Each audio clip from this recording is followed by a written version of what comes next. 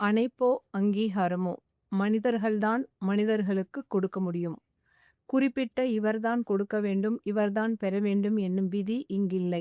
நிபந்தனைகளின்றி மனப்பூர்வமாய் கொடுப்போம், தேவைக்கதிகமாய் திரும்ப வரும் தெம்பு தரும் அப்படின்னு சொல்லி முடிச்சிருந்தாங்க கடந்த அத்தியாயத்த. ரொம்ப மிக சிறப்பான ஒரு அத்தியாயமாக இருந்தது. அதைத் தொடர்ந்து இன்னும் மிக சிறப்பான ஒரு அத்தியாயத்தை நம்ம இன்னைக்கு பார்க்க இருக்கிறோம். இது அத்தியாயம் 18.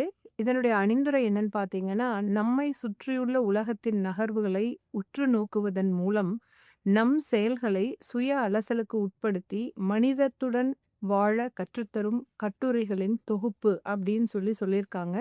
Raji Natarajan, competitive exam trainer, Erode அவங்க.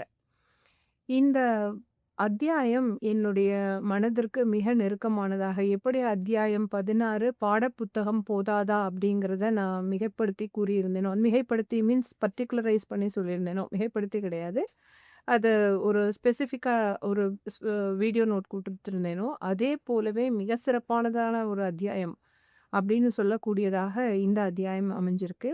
இதனுடைய தலைப்பு என்னன்னு பார்த்தீங்கன்னா, வாழ்தல் என்பது இயங்கிக் கொண்டே இருத்தல் தான் தலைப்பு. தமக்கு வேண்டிய ஒன்றின் மீது விருப்பம் கொள்ள அனைவருக்கும் உரிமையுண்டு. ஆனால் அடையும் உரிமை அவ்வளவு எளிதில் கிட்டிவிடுவதில்லை. விரும்பும் ஒன்றை அடைய வலுவான திட்டங்கள், தெளிவான செயல்பாடுகள் உள்ளிட்ட நிறைய காரணிகளை தம்வசம் வைத்துக்கொண்டு தொடங்காமல் காலம் தாழ்த்துபவர்கள் பலர் உண்டு. எதனால் காலம் தாழ்த்துகிறோம்? சரியான துவக்கம் என்பது பாதி வெற்றிக்கு நிகர் என சொல்வர். முன்னேற விரும்பும், இடம்பெயர விரும்பும் எல்லோரிடமும் வலியுறுத்துவது துவங்குங்கள் என்பதைத்தான். துவங்காததற்கு இரு காரணங்கள் உண்டு. ஒன்று, செய்ய வேண்டியதை செய்ய முடியுமா என்னும் அச்சம். மற்றொன்று, செய்வதையே திரும்ப திரும்ப செய்ய வேண்டுமே எனும் அலுப்பு. துவக்கம் மட்டும் போதாது. துவங்கியது முதல் நினைத்ததை அடையும் வரை செய்ய வேண்டிய செயல்களில் உறுதியாக இயங்கிக் கொண்டிருப்பது முக்கியம். இது எல்லோருக்கும் தெரிந்தாலும் அப்படி இயங்க முடிவதில்லை. தொடர்ந்து உறுதியாக இயங்க முடியாமல் போவதற்கு திறன்களில் ஏற்படும் குறைபாடுகள் மட்டுமே காரணமாக இருப்பதில்லை.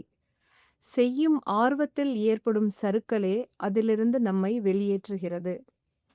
செய்ய வேண்டிய செயலை பயிற்சி போல் தொடர்ந்து செய்வதே வெற்றியை ஈட்டித்தரும் என்பதை அறிந்திருந்தாலும் அவ்விதம் செய்வதில்லை. பயிற்சி போல் செய்ய விடாமல் தடுக்கும் அலுப்பையும் சலிப்பையும் போக்க எளியதொரு வழி செய்து கொண்டிருக்கும் செயல்களில் புதுமையை அல்லது மாற்றத்தை நிகழ்த்துவதே. புதிதாக ஒன்றை முயற்சித்தலே வழக்கமான செயல்கள் மீது படிந்திருக்கும் அலுப்பு மற்றும் சலிப்பிலிருந்து வெளியேற்றும். செய்து கொண்டிருப்பதை மட்டுமே தொடர்ந்து செய்தால் கிடைத்து கொண்டிருக்கும் பலன் மட்டுமே தொடர்ந்து கிடைக்கும். செயலில் மாற்றத்தை உருவாக்கினால் மட்டுமே பலன்களிலும் மாற்றத்தை காண முடியும். பலன்களை அடைவதற்கு முன்பு செயல்களில் புகுத்தும் புதுமையும் மாற்றமுமே தொடர்ந்து நம்மை அதில் நிலைக்கச் செய்யும். பொதுவாக நடை ஓட்டப்பயிற்சி செய்பவர்களில் 2 வகை உண்டு. கடமையே என செய்பவர்கள் ஒரு வகை, காதலாக செய்பவர்கள் மற்றொரு வகை. கடமையாக செய்பவர்கள் இயந்திரத்தை முடுக்கிவிட்டது போல் குறித்த பாதையில் குறித்த நேரத்தில் ஒரே மாதிரியான வேகத்தில் குறித்த தொலைவிற்கு இடைவிடாது நடந்து ஓடிக்கொண்டிருப்பார்கள். அதை காதலோடு செய்பவர்களுக்கு பெரும்பாலும் குறித்த நேரமென ஒன்றும் இருக்காது. கிடைக்கும் அவகாசத்திலெல்லாம் முயற்சிப்பார்கள். ஒவ்வொரு நாளும் வேகம் மாறுபடும், பாதைகளையும் மாற்றிக்கொண்டே இருப்பார்கள். சில நேரங்களில் சவாலான பாதை, சில நேரங்களில் மிக இலகுவான பாதை என புதிய முயற்சிகள் நிகழ்ந்து கொண்டே இருக்கும். தார் சாலை, மண் சாலை, வாய்க்கால் கரை, மைதானம், மேம்பாலம், மலைப்பாதை என புதிதாக தேடிக்கொண்டே இருப்பர். அதுவே உயிர்ப்புடன் வைத்திருக்கும். கடந்த சில ஆண்டுகளாக நடை ஓட்டப்பயிற்சி செய்பவர்களுக்கென்று இணையத்தின் வாயிலாக 100 நாட்களுக்கு ஓடுதல் என்னும் சவால் நடைபெறுகிறது. குறிப்பிட்ட ஒரு தினத்திலிருந்து தொடர்ந்து 100 நாட்கள் ஓட வேண்டும். முக்கிய நிபந்தனை, தினம்தோறும் குறைந்தபட்சம் 2 கிலோமீட்டர் தொலைவு ஓட வேண்டும் அல்லது நடக்க வேண்டும். மேலோட்டமாக பார்க்கையில் தினமும் 2 கிலோமீட்டர் தொலைவுதானே, அதுவும் 24 மணி நேரத்திற்குள் ஏதோ ஒரு தருணத்தில் செய்துவிட முடியாதா என கருதலாம். ஆனால் அந்த சவாலை ஏற்றுக்கொண்டு செயல்படுத்தும்போது திசைகள் யாவற்றிலுமிருந்து விதவிதமான சவால்கள் வந்து மோதும். இதற்கென்றே நேரமின்மை வந்து தாக்கும். ஒரே தடத்தில், ஒரே மாதிரியான வேகத்தில், ஒரே அளவிலான தூரத்திற்கு ஓடுவதால் வரும் அலுப்பு, சவாலுக்காக நாம் வைத்திருக்கும் அனைத்து முன்னுரிமைகளையும் பின்னுக்குத் தள்ளும். ஏதோ ஒரு இக்கட்டான சந்தர்ப்பத்தில் சட்டென கைவிட வைத்துவிடும். இந்த ஆண்டு 100 நாட்களுக்கு தொடர்ந்து ஓடும் சவாலை அனுபவத்தின் நிமித்தம் நானும் எடுத்துக்கொண்டேன். பொதுவாக உடற்பயிற்சிக்கென தொடர்ச்சியாக சைக்கிள் ஓட்டும்போது ஒவ்வொரு நாளும் வித்தியாசமான பாதையை, வெவ்வேறு நேரத்தை, மாறுபட்ட தொலைவை தேர்ந்தெடுப்பது வழக்கம். சைக்கிள் ஓட்டும் நண்பர்கள் எந்த தடத்தில் செல்வீர்கள் என கேட்பார்கள். சாலைகளில் ஒவ்வொரு சந்திப்பிலும் இடமா வலமா என்பதை அந்த கணத்தில்தான் தீர்மானிப்பேன் என்பதால் இதுதான் பயணத்தடம் என சொல்ல முடிவதில்லை. ஒவ்வொரு நாளும் புதிய வழிகளை பயன்படுத்தியதன் விளைவாக ஏறத்தாழ 20 ஆண்டுகளுக்கு புலங்கும் நகரத்தின் சுற்றுப்புறங்களில் இருக்கும் ஒரு முறை கூட பயணித்திருக்காத பல்வேறு சாலைகளை கண்டறிந்தேன். குளங்கள், கால்வாய்கள், ரயில் தண்டவாளங்கள் என சைக்கிள் மற்றும் ஓடும் வழித்தடங்களில் எதிர்கொள்பவை அனைத்தும் சுவாரஸ்யமானவை. ஓட்டமோ நடையோ அல்லது சைக்கிள் ஓட்டமோ புதிய தடங்களே மிகுந்த உயிர்ப்புடன் வைத்திருக்கும்.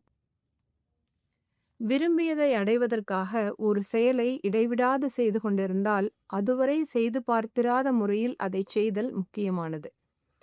எனது வீட்டிலிருந்து அலுவலகத்திற்கு செல்வதற்கு முக்கியமான பாதை ஒன்றுதான் என்றாலும் மேலும் 4-5 சிறிய வழித்தடங்கள் உண்டு.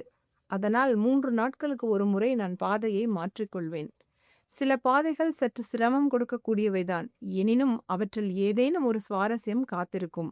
எதிர்பாராத அனுபவத்தை கொடுக்கும். இந்த உலகில் நாம் பயணித்த பாதைகளை விட பயணிக்காத பாதைகளே கூடுதலாக இருக்கின்றன. திட்டமிட்டு ஓடும் ஓட்டத்திற்கு எட்ட வேண்டிய இலக்குகளுக்கு முன்பின் அறிமுகம் இல்லாத பாதைகள் உதவ முடியாமல் போகலாம். ஆனால் அதற்காக ஆயத்தமாகும் பயிற்சி காலங்களில் அதுவரை பயணிக்காத பாதையை தெரிவு செய்து பயணிப்பது வித்தியாசமான அனுபவங்களையும் புதிய நம்பிக்கைகளையும் கொடுக்கும். எத்தனை முயன்றும் தமது தொழிலில் வெற்றியடைய முடியவில்லை எனும் அலுப்போடு இருந்த ஒருவர் தன் இறுதி வாய்ப்பாக ஆலோசனை கேட்டார். என்னளவில் அது எளிய ஆலோசனை மட்டுமே. தேவைப்படும் நேர்த்தி துளியும் கெடாமல் இதுவரை செய்யாத விதத்தில் 1 மாதத்திற்கு அவரது அதே தொழிலை செய்து பாருங்கள் என சொன்னேன். 2 வாரத்திற்குள்ளாகவே அது மிக கணிசமான பலனை தரத் தொடங்கியது. குறிப்பிட்ட ஒரு பாடத்தில் மட்டும் சற்றும் ஆர்வம் வராமல் போராடி கொண்டிருந்த மாணவியிடம் அவர் தொடர்ந்து படிக்கும் முறையினை விசாரித்து அதே செயல்களில் எளிய சில மாற்றங்களை மட்டும் செய்ய அறிவுறுத்த மிகப்பெரிய மாற்றங்களை உணர்ந்தார். அலுப்பும் சலிப்பும் வராமல் இருக்க செயல்களை இடைவிடாது செய்திட உறுதி ஏற்க வேண்டும். இடைவிடாது பயணித்தல் எனும் சங்கிலியை எக்காரணத்தை முன்னிட்டும் உடைக்காமல் இருக்க வேண்டும். அந்த நிர்பந்தமே நம்மை தொடர்ந்து இயக்கும். அந்தந்த தருணத்தில் செய்ய வேண்டிய செயலை செய்யாமல் தவறவிட்டால் அதற்காக சுயமாக சிறிய அளவிலான தண்டனைகள் கொடுத்து கொள்வதாக தீர்மானித்துக் கொள்வது நல்லதொரு ஊக்கம் தரும். 100 நாட்கள் தொடர் ஓட்ட சவாலினை நான் ஏற்றுக்கொண்ட போது அதை தொடர்வதில் எதிர்பாராத சவால் வந்தது. திடீரென ஒரு நீள் சாலை பயணம் மேற்கொள்ள வேண்டி வந்தது. முதல் நாள் ஏறத்தாழ 16 மணி நேர இடைவிடாத கார் பயணம். 3ஆம் நாளில் ஏறத்தாழ 20 மணி நேர பயணம். எனினும் இந்த சங்கிலியை உடைத்துவிடக்கூடாது என்பதற்காக உணவிற்காக இரவுகளில் வாகனத்தை நிறுத்திய இடைவெளிகளை பயன்படுத்தி கொண்டேன். அதேபோல் நண்பர் ஒருவர் சவால் நாட்களின் இடையில் வெளிநாட்டு பயணம் மேற்கொள்ள வேண்டி வந்தது. தொடரை முறிக்க விரும்பாதவர் இடைநின்ற விமான நிலையத்திற்குள் அன்றைய தேவைக்கு நடந்து சங்கிலியை உடையாமல் தக்க வைத்து கொண்டார். தொடர்ந்து இயங்கிட தேவையாக இருக்கும் மற்றொன்று எந்த நிலையாயினும் நம்மை தட்டி கொடுத்து முன்னே நகர உதவும் ஒத்த மனநிலை கொண்ட நம்மை ஆதரிக்கும் மனிதர்களின் கூட்டு. எப்போதும் அவர்களின் நோக்கம் நம்முடைய வெற்றியாகத்தான் இருக்கும். எதன் நிமித்தம் சோர்ந்து போனாலும் எதிரில் காத்திருக்கும் காலத்தை சுட்டுவார்கள். அத்தோடு அதனால் என்ன என்னும் ஒற்றை சமாதானத்தில் கடந்த கால தோல்விகளை எல்லாம் புறம் தள்ளி இதோ இந்த புள்ளியிலிருந்து தொடங்கு என உத்தரவிடுவார்கள். அந்த ஆதரவு நமக்கு எப்போதும் தேவை. எங்கேனும் தேங்கி நிற்கையில், முடங்கி கிடக்கையில் அந்த பதில்கள்தான் உந்து சக்தி. சோர்வான நேரத்தில் நம்மை யாருடனும் ஒப்பிட்டுப் பார்ப்பதை மட்டும் செய்துவிடக்கூடாது. இங்கே ஒவ்வொருவருடைய பயணத்தின் நோக்கமும் வெவ்வேறானது. எல்லா பயணங்களும் ஓட்டப்பந்தயம் அல்ல. எல்லா தருணங்களிலும் இன்னொருவரை முந்தினால்தான், தோற்கடித்தால்தான் விருது என்றிருப்பதில்லை. ஒட்டு மொத்தமாக போட்டியே இல்லை என்றில்லை. ஆரோக்கியமான ஒரு போட்டி உண்டு. அந்த போட்டியில் நாம் முந்த வேண்டியது, வெல்ல வேண்டியது அதுவரையிலான நம்மைத்தான். இயங்கிக் கொண்டே இருத்தல்தானே வாழ்தல்.